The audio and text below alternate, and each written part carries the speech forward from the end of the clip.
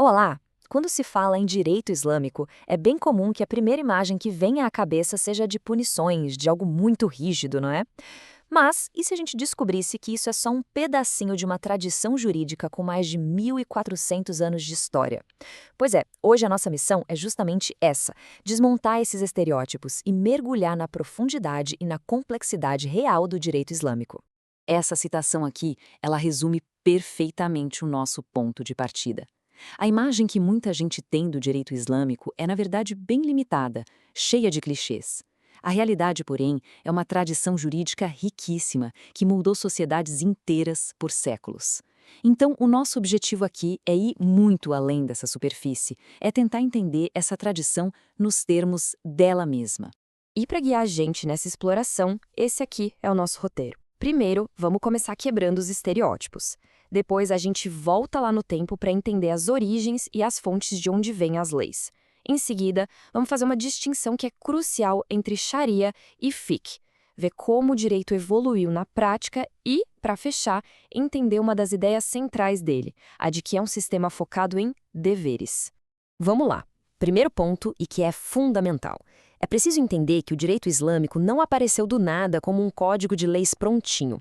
Ele nasceu num contexto muito específico lá na Arábia do século VII, um lugar que não tinha um Estado centralizado. Por causa disso, desde o comecinho, a nova fé islâmica teve que dar um jeito de organizar não só a crença religiosa, mas também a política e a vida social. Por isso, essas três coisas são, na prática, inseparáveis. E aqui a gente já encontra uma das características mais singulares que o diferencia da maioria dos sistemas ocidentais. Geralmente, a gente pensa na lei como algo do território. As leis do Brasil valem dentro do Brasil. Já o direito muçulmano clássico tem uma base pessoal. Ele se aplica ao indivíduo que crê, não importa onde ele esteja, porque o vínculo principal é com a comunidade de fé, a Umma, e não com as fronteiras de um país. Agora, vamos fazer uma pequena viagem no tempo. Para entender o direito, a gente precisa entender o mundo em que ele nasceu. Imagine a Península Arábica do século VII, uma região de desertos, cheia de rotas de caravanas e com uma sociedade organizada de uma forma bem particular. Olha só esse slide, ele mostra a mudança radical que o Islã provocou. De um lado, à esquerda, a Arábia pré-islâmica, uma sociedade toda fragmentada, onde a lealdade era com o clã e a ordem era baseada no sangue, no costume tribal, não tinha um poder central. Do outro lado, à direita, a revolução. A base da sociedade deixa de ser o sangue e passa a ser a fé. A nova referência para todo mundo é a revelação divina, o que cria uma comunidade unificada, político-religiosa, a uma. E essa transformação toda acontece através de marcos históricos bem decisivos. Lá por 610 começam as revelações. Em 622 acontece a Hejra, a migração para Medina, que não é só uma mudança de cidade, não. É a fundação de uma comunidade organizada. E a chamada Constituição de Medina é um dos primeiros documentos que estabeleceu as regras de convivência entre muçulmanos, judeus e outras tribos. Um verdadeiro pacto social, sabe? Ok, o contexto histórico ficou claro. Mas, na prática, de onde vem o direito islâmico? Vamos agora analisar os tijolinhos, os blocos de construção que formam essa estrutura jurídica tão complexa. Bom, a base de absolutamente tudo, a fonte suprema, é o Alcorão. Para os muçulmanos, é a palavra literal de Deus. Uma coisa interessante é que o profeta Maomé não o escreveu. Ele recitava as revelações e os seguidores dele memorizavam e registravam.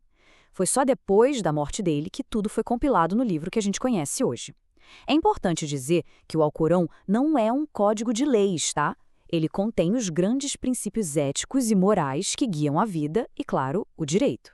Mas o sistema é muito mais sofisticado do que um livro só.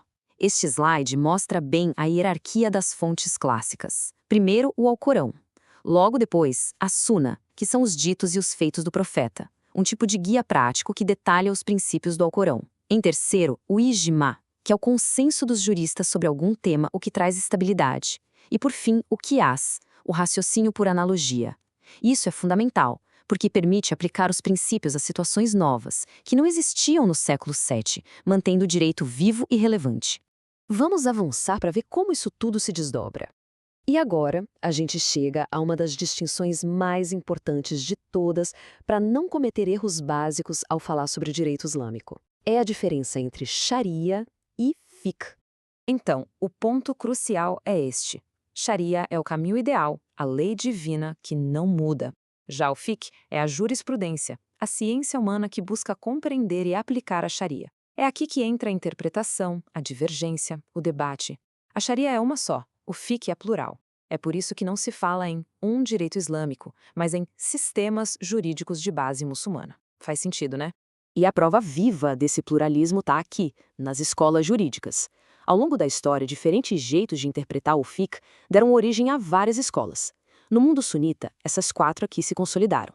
Elas concordam no básico, mas divergem em vários detalhes. Por exemplo, a escola Hanafi é conhecida por usar mais a razão, a analogia, enquanto a Hanbali tende a uma interpretação mais literal. Isso mostra que existe uma unidade na base, mas uma grande pluralidade de soluções.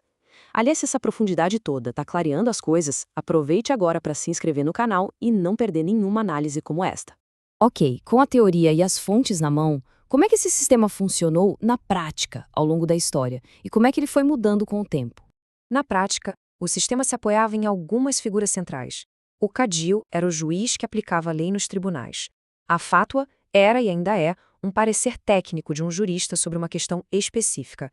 E o califa, o líder político da comunidade, era uma figura fundamental. É importante entender que, na teoria clássica, ele não era um soberano absoluto acima da lei. Pelo contrário, ele era visto como o principal guardião da lei e também estava submetido a ela.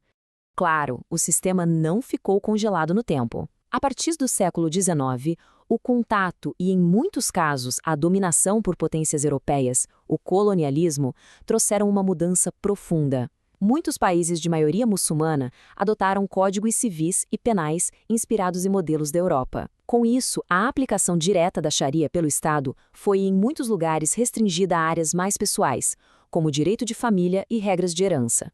E para a gente fechar, vamos abordar uma característica essencial que realmente diferencia a perspectiva islâmica clássica de muitas tradições ocidentais modernas. E aqui chegamos a um ponto fundamental para entender a lógica do sistema. Enquanto muitas tradições jurídicas modernas começam com a pergunta «Quais são os meus direitos?», a perspectiva islâmica clássica parte de «Quais são os meus deveres?». A ênfase está nas obrigações com Deus e com a comunidade. Existe uma distinção bem clara entre os direitos de Deus, que protegem o interesse coletivo, e os direitos dos indivíduos. É uma lógica focada na responsabilidade e na união do grupo. E para garantir que os conceitos mais importantes fiquem gravados, aqui vai o nosso checklist rápido. 1. A comunidade de crentes. Sharia, a lei divina, o caminho ideal. Fiqh, a jurisprudência, o esforço humano para entender a Sharia. Sunna, a tradição do profeta. Qadi, o juiz. E Qiyas, o raciocínio por analogia. Guardou? Resumindo a ópera, o que vimos hoje é que o direito muçulmano é muito, mas muito mais do que os estereótipos sugerem. Ele nasce da ideia de revelação, se organiza em torno de uma comunidade de fé e se desenvolve de forma plural e dinâmica através da interpretação humana. E para a gente concluir, fica a reflexão: de que forma um sistema jurídico com essa base pessoal e não territorial nos desafia a repensar nossas próprias noções de direito, de Estado e de soberania. E a nossa viagem pela história do direito continua. Na próxima análise, vamos para uma das civilizações mais importantes da história, a Grécia Antiga. Para não perder, já sabe, né? Inscreva-se no canal e aproveite para clicar na playlist e maratonar todas as nossas análises. Até a próxima!